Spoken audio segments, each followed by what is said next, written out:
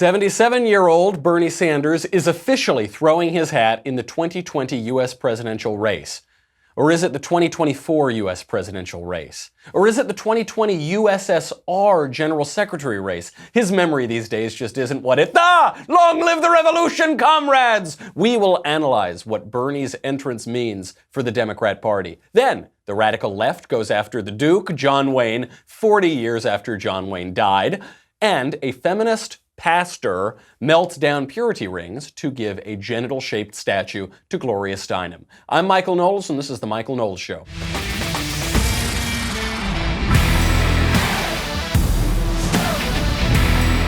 Lots to get to today, but first, let's make a little money, honey, with Movement. You know, it's that time. It's that time to talk about my favorite watch. Movement, you know them. They are founded on the belief that style shouldn't break the bank. They've sold almost 2 million watches worldwide by bringing quality designs at fair prices. So I love this style the most. This is the coolest style by far. It is the Revolver. This is the Atlas. I get more compliments on this watch than any other watch I have ever owned. It's super cool, super sleek. It's like a retro kind of case on it, but a very modern, sleek, minimalist design. It just looks great. These guys really know what they're doing. They now have a mechanical watch, the Arc line, which is super cool. So if you're like a real watch fiend and you like the inner workings of watches, that's an automatic Movement watch. Really cool at a great price. Movement watches are all about looking good while keeping it simple. This is a crowd-funded startup. It was started by college dropouts. Now they've sold watches in over 160 countries. They start at just $95. You're looking at $400 to $500 if you were to buy this in a traditional department store, but these guys take it right to you. Clean design, minimal, really quality products. Get 15% off today with free shipping and free returns by going to mvmt.com/covfefe, C-O-V-F-E-F-E. Movement's launching new styles on their site all the time. Check out their latest at mvmt.com/covfefe, C-O-V-F-E-F-E. Join the movement. We knew this was inevitable. Bernie Sanders has entered the 2020 presidential race. This is a wonderful day. I can't wait. One of the most colorful, Bolshevik, totalitarian characters of the 2016 race. He's now back in for 2020. He's even older. He's even crazier. Here is Bernie Sanders announcing through a big Twitter-based video ad his race for the presidency. Real change never takes place from the top on down, but always from the bottom on up. Bernie Sanders' healthcare for all idea is gaining steam. Free tuition. Free college tuition. Free tuition champion, Senator Bernie Sanders. Bernie Sanders added, the greatest threat to national security is climate change. The future of our planet is at stake. Sanders taking on Amazon. Bernie Sanders has been consistent hammering about income inequality. Nobody in America works 40 hours a week, should be living in poverty. So our economy is rigged. We have a campaign finance system which is corrupt. Sanders leading the charge to stop war against Yemen. The first time ever the Senate has voted to end an unauthorized war. The fight against injustice has been the work of his life. The work of his life. Now, actually, there's been very little work in Bernie Sanders' life because he's never held a job in the private sector. Bernie Sanders has worked for the government since 1981. And even before that, he was kind of bumbling around, occasionally holding a job here or there. He was mostly a professional activist. This guy, as much as one can in life make it without ever holding a job, Bernie Sanders has never held a job. So there isn't very much work to his life. And by the way, he's worked most of his life in the government. I actually don't even attack that per se. Look, plenty of people have done plenty of good work in the government. Winston Churchill spent most of his life working for the government, and he did a lot of good work. The trouble is that Bernie Sanders has not only not accomplished anything in the private sector, he has also not accomplished anything in the public sector. He has never accomplished anything. He has been in the government since 1981. He's almost been in the government now for 40 years. What does he have to show for it? The closest thing that he can list as an accomplishment in 40 years of government service is that he voted to end some of our support for the Saudi Arabian war in Yemen. which, by the way, didn't work. So the thing he's referring to, you probably never even heard of this story because it's a nothing story. Bernie Sanders voted to invoke the War Powers Act of 1973 to cut off the ability of the White House to give military aid to Saudi Arabia for their war in Yemen. Then the House didn't vote on that, and then it went nowhere. That's it. That's his biggest accomplishment. He voted based on a law that was passed in 1973 in the Senate to tell the White House to stop giving extra money to the Saudis for the Saudis to take care of a conflict they have in Yemen, and then the House didn't vote for it and it went nowhere. The biggest accomplishment in his public life. Otherwise, what else does this tell us? It checks all of the boxes. Obviously, he harps on climate change or global warming or global cooling or whatever euphemism you want to use for it. This is essential. This is going to separate the wheat from the chaff in the Democrat primary. It is not possible to run for president as a Democrat in 2020 without centering your campaign on climate change. This is for a couple of reasons. One, it's the left's religion. It fulfills all the categories of religion. It answers some of their religious longings to save the planet, for original sin, for penance, for indulgences. It's for transcendent reality. That is what the purpose of global warming is in the left-wing psychology. But in the left-wing politics, in the actual implementing of a political agenda, the reasons global warming or climate change is central is because it very conveniently gives the left everything they've always wanted in politics. Collectivist economics, nationalization of various industries, massive expansion of the federal government, massive diminishment of individuals' rights in America, a basic overturning of our political tradition and our democratic republic, a far greater expansion of government power and bureaucratic power over the rights of state governments, local governments, and individuals and the family. This is what they want, so that's what he's going to focus on. Okay, that's fine. It's the evidence, by the way, that the Democrat Party is not focusing on any substantive issues in 2020. They're not talking about the economy. They're not talking about foreign policy. They're not talking about entitlement spending or the national debt or even trade. They're talking about the fantasy of the sun monster coming in and destroying the whole world unless we vote for them, and then we'll save the world. So they're going to center this campaign around fantasy, and it's going to produce terrific results. I cannot wait for that debate stage where they're all arguing with one another over whatever fever dream they had the night before about the end of the world, and it's going to happen in 10 years. No, it'll happen in 8 years. No, it'll happen tomorrow, and then it'll happen tomorrow. We'll all wait for the world to end, and it won't end. The other thing that is so quintessentially leftist and Democrat about Bernie's announcement ad is the focus on slogans. So the very first thing in the ad, it says, change always happens from the bottom up, not the top down.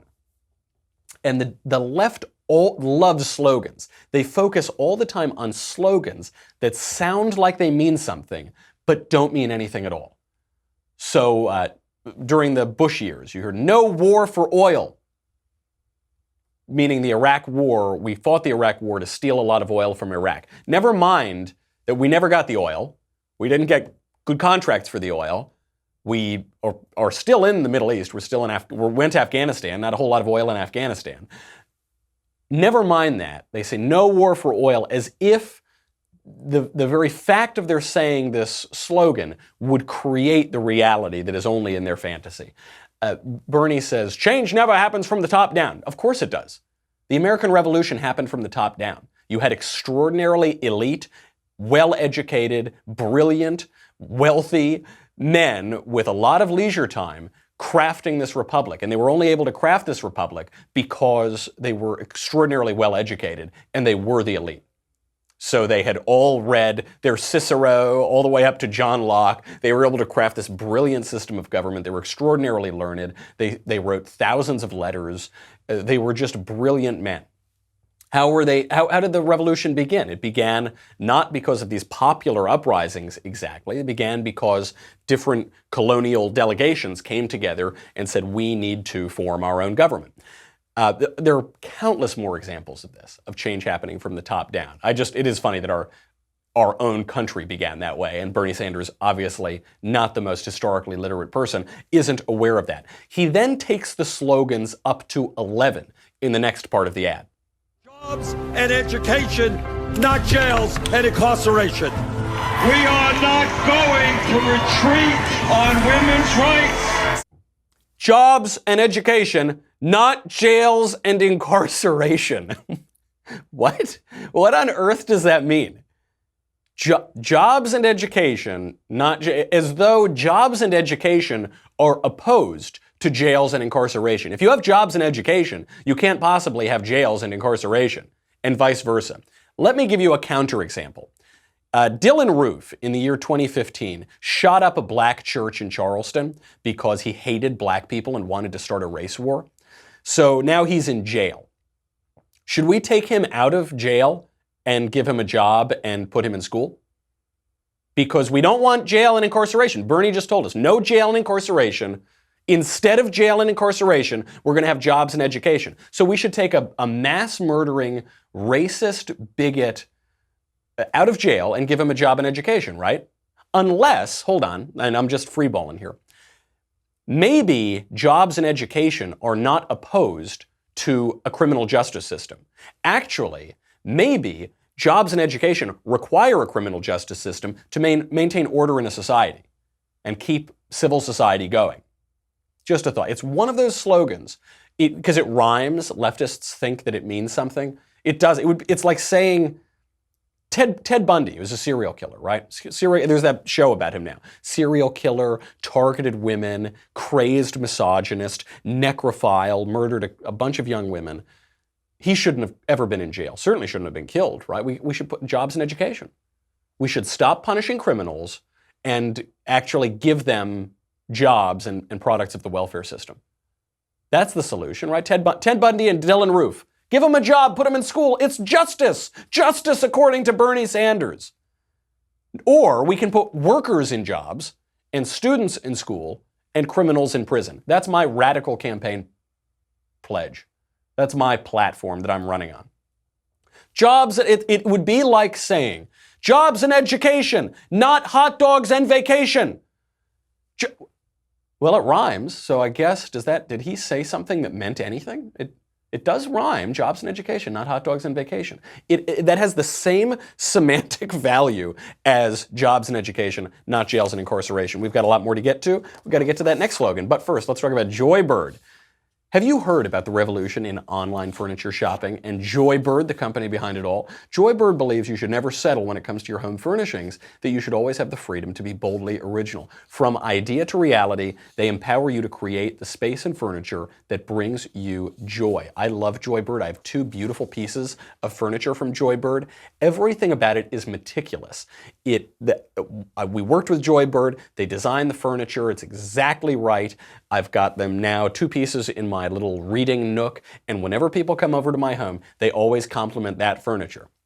Which is a little offensive to me because I have other furniture in my apartment that I also spent time thinking about, but in that case, I was really the one driving it, and they never compliment that furniture. It's always Joybird, though. It's just really high-quality stuff, really sleek, and they just take a lot of care. It's meticulous. You get one-of-a-kind furniture made to your unique taste, from mid-century modern to contemporary classics, free personal design consultants, quality, handcrafted, 365-day home trial. Skip the furniture store and bring the showroom home.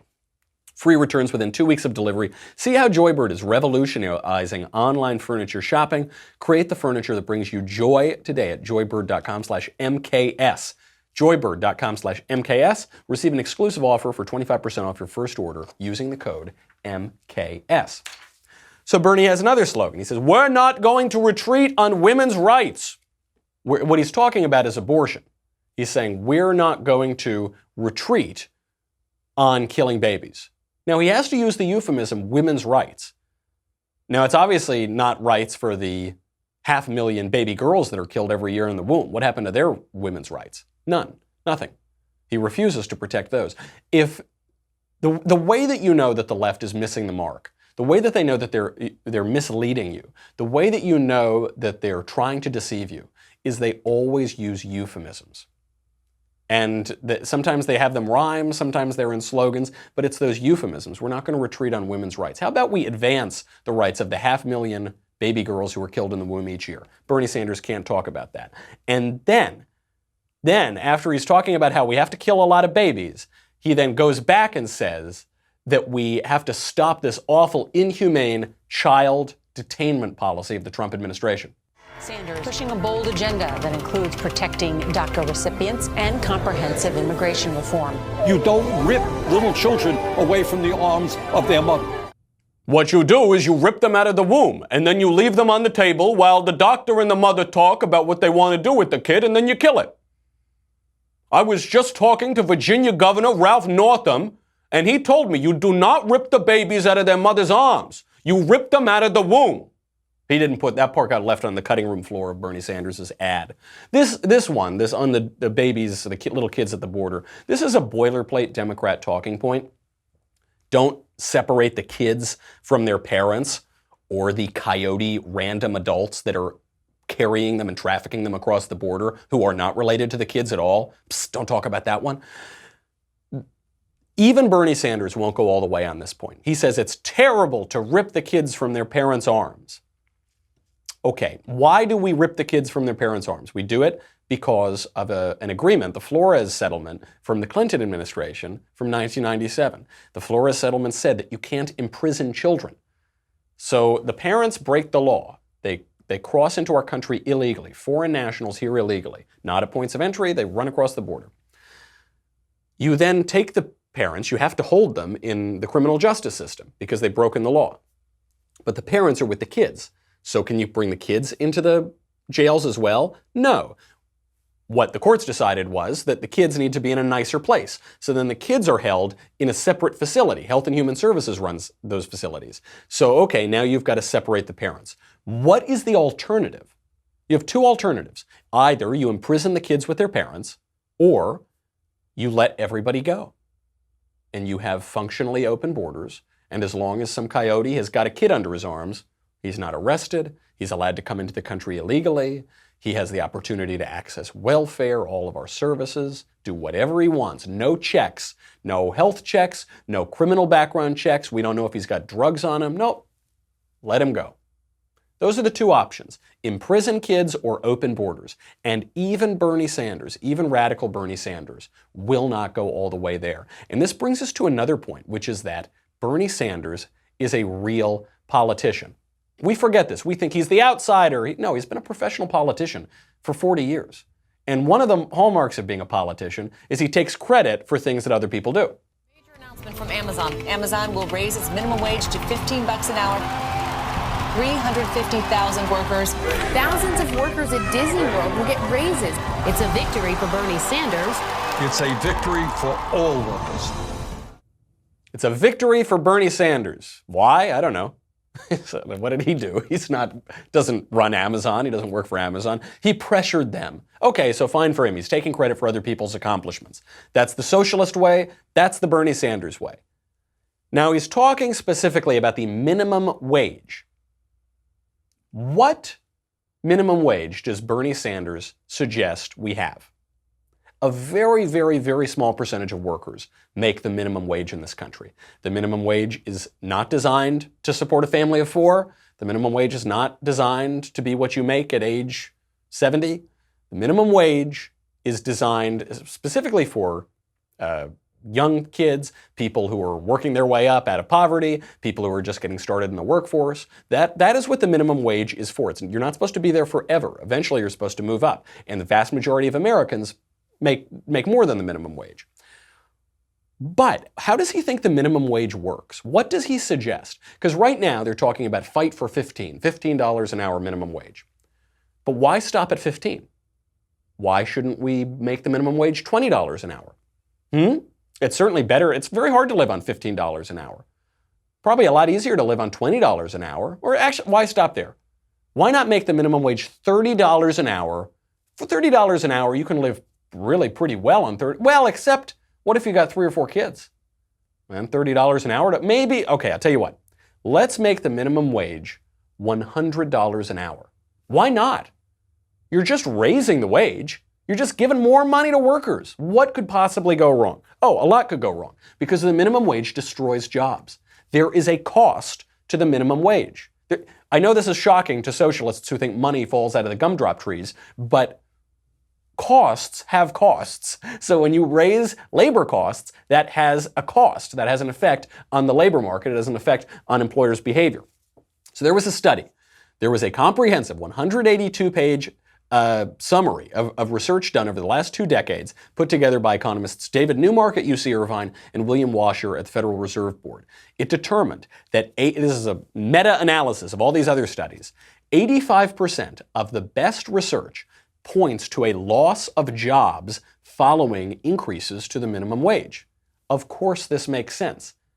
Raising the minimum wage doesn't mean that all of a sudden employers have more money to use. Okay, well, they raise the minimum wage, so now we just have more money magically to pay workers. No. When you raise the minimum wage, you raise the labor costs for employers. So what does that mean? You can either reduce the number of workers, so you keep the same costs of labor, or so you just lay people off, or you can go out of business, I guess that's another option, or you can shift more money from labor into capital investments. So this happened in McDonald's. They raised the minimum wage in Seattle, I believe it was, and all of a sudden you see workers getting laid off and they start investing in those electronic ordering kiosks, where now you can go up and order your Egg McMuffin on a kiosk. Okay, great. So now some people get a $15 minimum wage, the other guy is laid off because there is no such thing as a minimum wage. We might create statutes that mandate a certain minimum wage. The true minimum wage is $0 an hour because you do not have a right to a job. You don't have the right to some employer just giving you money for no reason. There was an American Action Forum study showed that the fight for $15 minimum wage kills 261,000 jobs held mostly by poor, undertrained, undereducated, young suburban millennials and minority teens in the first phase. But once the fight for 15 is implemented across the country, it will cost our economy 1.7 million jobs. Bernie Sanders doesn't mention that. It's just all vacuous, vapid slogans. And then he closes us all off on the most vacuous slogans of all. Brothers and sisters, we have a lot of work in front of us. If we are prepared to stand together, there is no end to what the great people of our nation can accomplish. So then he just ends the last 15 seconds of this ad, says nothing. We need to stand together. We will accomplish things. It'll be really good, and stand together and hot dogs and vacation. That was from the last slogan that he was using. This shows you that the myriad comparisons from the mainstream media between Donald Trump and Bernie Sanders are wrong. They don't really make sense. You heard this all throughout 2016. Well, really, Bernie is a lot like Trump. Actually, President Trump somewhat cynically embraced this comparison in an attempt to turn Democrat voters off to Hillary Clinton. But the comparison does not really hold. Donald Trump is a political outsider. He never held public office until 2.5 years ago. I guess 2 years ago. 2 years ago and 1 month was when he was sworn in as president. Until that time, he had never held public office before. Bernie Sanders has held public office for 41 years. Bernie Sanders only speaks in vague slogans because he knows the reality of what he's proposing will turn off all of America. It's radical, it's awful, it doesn't make any sense. President Trump speaks in, if anything, language that is too blunt, too direct. He's speaking in very graphic, very tangible terms. We are going to build a big wall. It will be 10 feet higher. Mexico is going to pay for it. We are going to renegotiate this trade deal. We're going to renegotiate this trade deal. We're going to make this plant stay in America. We are going to put this person in prison. If anything, he's being too specific. But it's exactly the opposite of what you are getting from Bernie Sanders. I am personally offended by the comparisons of Bernie Sanders, this ridiculous old socialist coot who has never accomplished a thing in his life, to President Trump, who's been highly effective and is far more honest with voters. Can Bernie go anywhere? Polling suggests he can. He's always ranked in the top 3 contenders in terms of possible Democrat nominees. The trouble is that those polls at the moment are mostly based on name identification. So people know his name because he made it pretty far in 2016. That is going to change necessarily as people like Kamala Harris, Spartacus, Hiawatha, Klobuchar, as these people gain greater name recognition, Bernie is going to decrease. He's also 77 years old. He's just very, very old to be running for president.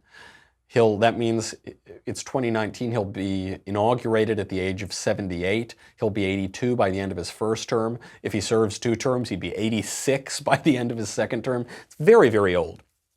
The way you know it's probably not going to go very far, he's already gotten Me Too'd. So I don't think Bernie Sanders is like a groper.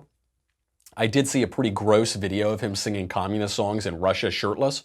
That was the most I've ever been sexually harassed by Bernie Sanders. But he's been Me Too'd. There's been a pretty dirty campaign to accuse his staffers of sexually harassing people, basically trying to kick him out of the 2020 race that is populated by a lot of women.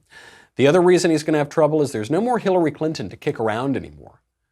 Hillary Clinton was the best argument for Democrats to vote for Bernie Sanders. Hillary Clinton was a singularly despised woman, even by her own party.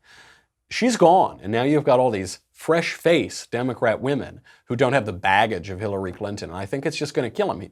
Bernie Sanders, he might be a Bolshevik all the way, but he is an old, straight, white man. This is, for a party that has embraced identity politics and intersectionality, it's probably going to kill him. Speaking of older white men, we of course have Howard Schultz, but we've got to take a break. Then I will defend another very old white man, so old that he's been dead for 40 years, John Wayne. And if we have time, we'll get to the feminist pastor who melted down a bunch of purity rings to make a genital statue for Gloria Steinem. But it's almost time for our next episode of The Conversation, featuring little old me, Michael Knowles. Today at 7 p.m. Eastern, 4 p.m. Pacific, I will be taking all of your questions, every query that is burned in your hearts, and answering them live on air. Plus, Elisha Krauss will be there too. As always, this episode will be free for everyone to watch on Facebook and YouTube, but only subscribers can ask the questions. Once again, subscribe to get your questions answered by yours truly today at 7 p.m. Eastern, 4 p.m. Pacific, and join the conversation. If you're on Facebook and YouTube, go over to dailywire.com. $10 a month, $100 for an annual membership. You know what you get, all sorts of stuff. Me, The Andrew Klavan Show, The Ben Shapiro Show, The Matt Walsh Show, questions in the mailbag. That'll be coming up on Thursday. Questions in the conversation, questions backstage. That's coming up soon too. Another Kingdom, you get everything. You get this. You get the Leftist Tears tumbler. This is very good. And we will never see a feminist pastor melting this down to make genital-shaped statues for Gloria Steinem, because the Leftist Tears tumbler don't melt. Go to dailywire.com. We'll be right back with a lot more.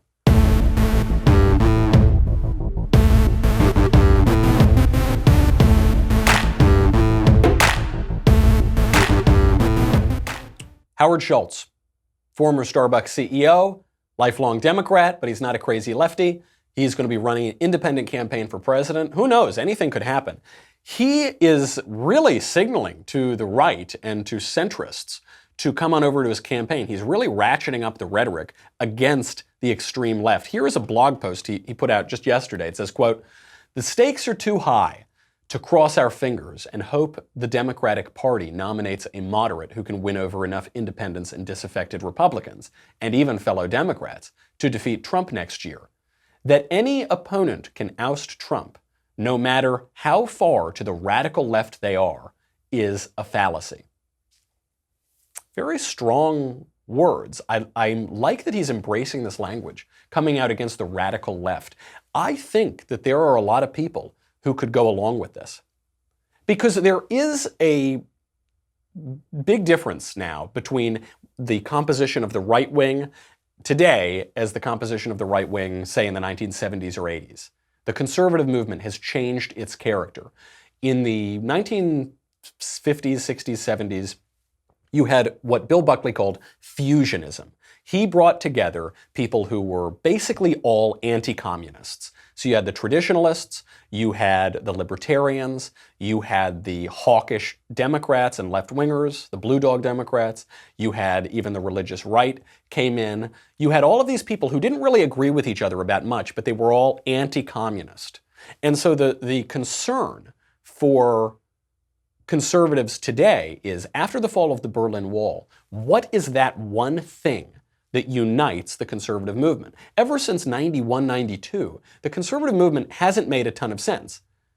Libertarians, traditionalists, the religious right, the neoconservatives, they don't actually have very much in common. So you've seen different fights over the soul of the conservative movement, different fights between establishmentarians and populists, or all of these different groups, because they don't have that unifying enemy anymore.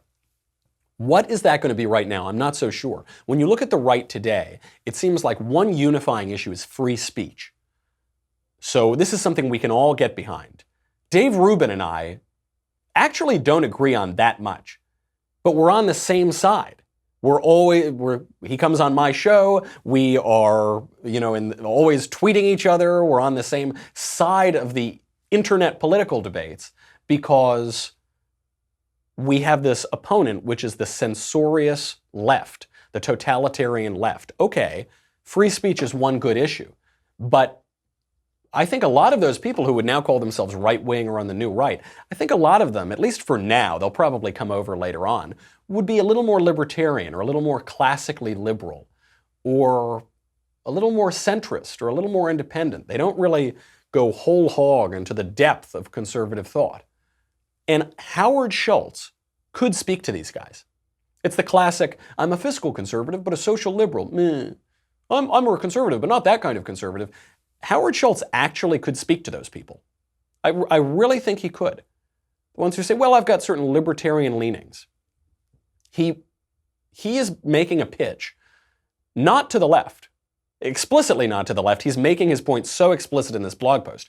He is making a pitch to the new right, to Blexit, to the walkaway, to the Democrats and disaffected people who would have called themselves left-wing even 5 years ago, who are now moving to the right. He's making the pitch for the new right. And it has a chance of working, except that Donald Trump is speaking to those people, because Donald Trump also is not a Burkean conservative, necessarily. I actually think he has more conservative leanings than people are willing to admit, but I don't think he sits around at the Federalist Society and wears bow ties and smokes cigars and sips his brandy. That's not the kind of conservative that Donald Trump is. He's a very practical guy, and part of that practicality is he's speaking to those same people that Schultz is speaking to. They're going after the same voters, and Donald Trump is very effective at it. So I think Howard Schultz is probably bound to lose, but he's only bound to lose because of the current Republican that he's going up against. If he were going up against a more ideologically rigid conservative, or against a more doctrinaire conservative, or a more traditional conservative in his behavior, then I actually think Howard Schultz would have a pretty good case to make. He'd actually have a real chance of shaking up 2020. But that is the question. And once you get past Trump, what does the future of American politics look like? What does the future of the political divide look like? He goes on in his blog post, he says, those so concerned about a centrist independent being a spoiler should perhaps ask another question. Will the eventual Democratic nominee be the party's own version of a spoiler? Has the Democrat Party moved so far left, alienated so many people who, like Dave Rubin, or like many others, or Candace Owens says that she had her conservative awakening, or like other people who say, I'm leaving the left, and I want to bring other people along with me. Is the Democrat Party radicalizing in such a way that it is its own spoiler? And does that leave room open, not for a new party on the right, but actually a new party on the left? All the talk of never Trump and, the end of conservatism with a capital C and a trademark and an INC after it.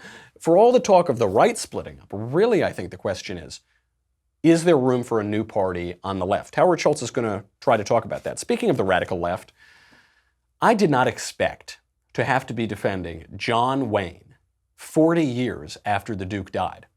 But the modern left is a very strange beast, and so this is what I find myself doing. I wake up this morning, I open up my Twitter, and I see that the left is attacking John Wayne.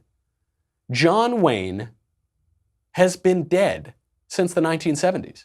1979, I think he died. What are they attacking him for? Because in 1971, was it? He's 8 years from death.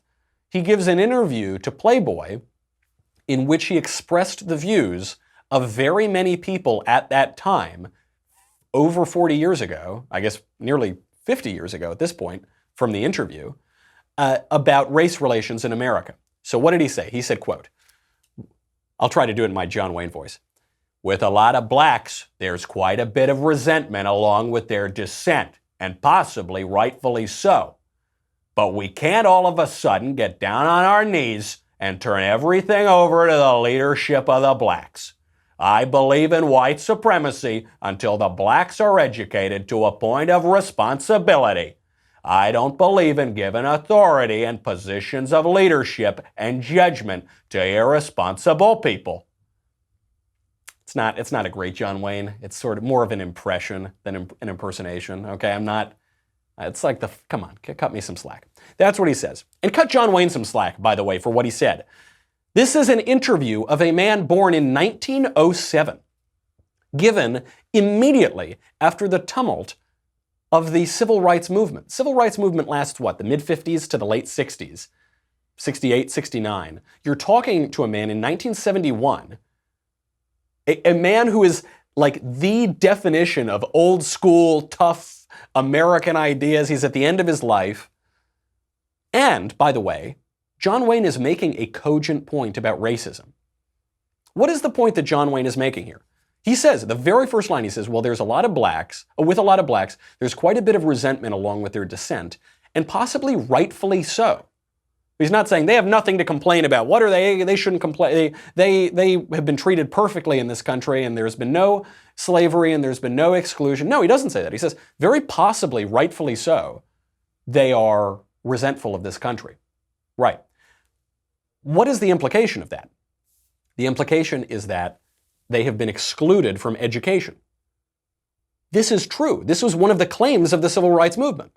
Actually, one of the goals of the civil rights movement was equality in education. John Wayne says blacks have been excluded from education in the United States, and so by necessity, by definition, they're going to be excluded from the leadership of the country. And so as they're then included in educational systems and other social systems from which they were excluded, then over time they can be brought in to the political leadership of the country. This is actually an anti-racist point that he's making. He is acknowledging the reality of racial exclusion, and he is saying that this is now changing and will change over time. The point that John Wayne is making, and the way that it has been totally perverted for no reason by the left, because the left has no actual problems to complain about, so they have to go back 40 years to create their own problems and pretend that this is a big deal. This point was made by Russell Kirk in his book, The Conservative Mind, which I'm going back over. It's a tremendous book. He points out, he puts it in different words, but he points out that the leftist reformer looks into some opinion from the past or some institution and asks, is it true? And the conservative, the intelligent person, looks into that opinion or that institution or that law or whatever and asks, what does it mean? These are very different schools. You know, this is how the left approaches history. It's how it approaches literature. It resembles what Harold Bloom, the literary critic, would call the school of resentment. They look back at literature and they read it and they hate it. And they just hate it. And they're looking to hate it and they want to hate it and they want to debunk it and deconstruct it and point out why it's wrong and terrible. The normal way, the reasonable, rational way to look back at history and literature and history is to look back and say, what can I learn from this? What wisdom is there to take from this? What point is this person making? Is this person challenging my own assumptions? Does this person have something to teach me? Only then can you reject what is not valuable in that opinion or that institution or that statute? Only once you understand it can you have any sense of what to reject. You have to master it first. You have to approach it with some humility and awe. And then you can say, okay, I've absorbed this. I see where he's going. I see why he thought that. I see the value of why he thought that. And now I'm going to change this part or dispute this part. Or, okay, that's a rational way to do it. John Wayne, there are some videos on you can check out videos of late-stage John Wayne talking about minorities. There's actually a great story of him. Who knows if it's apocryphal or not. He's on his deathbed. He's got some friends coming over, one of whom is Jewish. And the Jewish guy says to Wayne, I didn't think you'd want to see me. I didn't think you'd want to see a Jew while you're sick. And John Wayne allegedly said, the only Jew I don't want to see is the big one in the sky. He had a kind of reputation as a funny crank, a funny curmudgeon who would make racial jokes, and it wasn't out of some animus or anything. Here is John Wayne speaking explicitly on camera about issues of race and minorities. We're being represented by men who are kowtowing to minorities where they can get votes.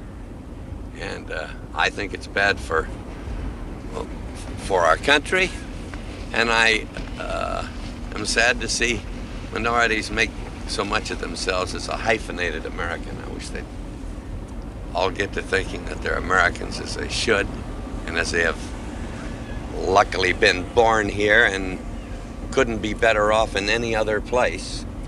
There shouldn't be so much whining and bellyaching. In the late 60s and early 70s, there was a period of considerable change. Civil rights for blacks, equal rights for women. Has this made America a better place? I am saddened by the fact that although we were a matriarchy, I think we will not be any longer. I think opening doors and tipping your hat to ladies is probably a thing of the past. The forerunners of the women's liberation of today have taken that feeling away from the average American man. Show me the lie. Show me the lie in what he just said. I think people are going to watch that, and they're going to approach it with that school of resentment, and they're going to say, how can I be offended? How can I pretend to be offended by what he said? Okay, He said leftist politicians are pandering to racial minorities against their own interests. Wait a minute. That's exactly what they do. They pander, they stoke racial resentment, they pander and divide up Americans along those lines, racial, sexual lines. Then they end up hurting the people that ostensibly they were intending to help. Okay, that part was true. All right, that's fine. He says that people born in America are better off than people anywhere else in the world. Yeah, no, that's true too. That's even people historically excluded from society are better off in America than not in America, because America is the greatest country in the world. And once you have, after the period of slavery, once people are free, once you eradicate Jim Crow, once you eradicate exclusion and discrimination by law, or mostly eliminate discrimination by law, or even go a good distance toward eliminating discrimination by law, people are choosing to be here. They're choosing to be here for a reason. It's the most equitable, just, prosperous country in the history of the world. People are better off being born here than being born in Pakistan in the 1950s, or today. Better off being born here than in Rwanda in the 1970s. Of course they are. America's the greatest country in the world. That's why we have an immigration problem, because everybody on planet Earth wants to come here, of every single color of the rainbow, of every sexual nature and preference. Of course, so that part's exactly right too. What does he say? America used to be a matriarchy and it's not anymore. Also true. This is a radical point that feminists are only quickly learning. Since the beginning of the modern feminist movement, the second wave feminist movement, female happiness, as measured by every single survey, has declined, both relative to the happiness of men and in absolute terms. Why is it? Because America was a matriarchy in the sense that women are the center of the world, of the political world. Everything that happens in commerce, in politics, in the military, is to protect women and to protect the next generation. The hand that rocks the cradle rules the world. It is a disgusting society that won't hold a door for a woman. A disgusting society that won't show women grace, tip their hat to a woman, won't even consider standing up when they leave the table. That's a disgusting society. That's an anti-woman society. John Wayne makes that point. And then he goes on, he makes his central Duke point about belly aching. And I want to see them have everything. I don't squawk and cry baby and say, geez, I had to go without meals when I was 16 and 17 years old. It's a terrible thing. I don't think that you should look back and whine and bellyache or try to hold somebody else guilty for everything you did. Damn right, Duke. Absolutely right. He opens up just on the racial point, because I know people are going to try to take it out of context. He says, I want them to have everything.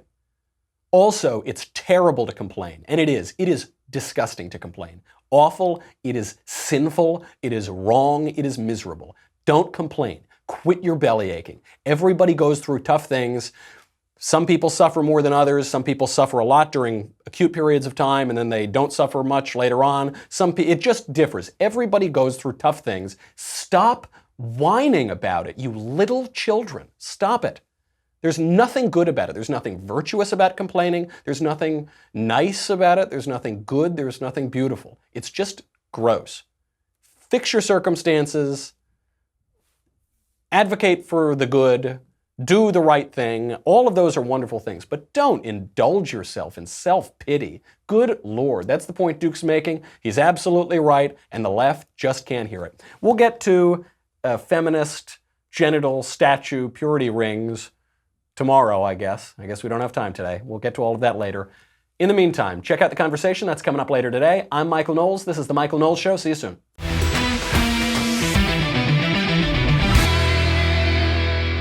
The Michael Knowles Show is produced by Robert Sterling. Executive producer, Jeremy Boring. Senior producer, Jonathan Hay. Our supervising producer is Mathis Glover. And our technical producer is Austin Stevens. Edited by Danny D'Amico. Audio is mixed by Dylan Case. Hair and makeup is by Jesua Olvera. Production assistant, Nick Sheehan. The Michael Knowles Show is a Daily Wire production. Copyright Daily Wire 2019.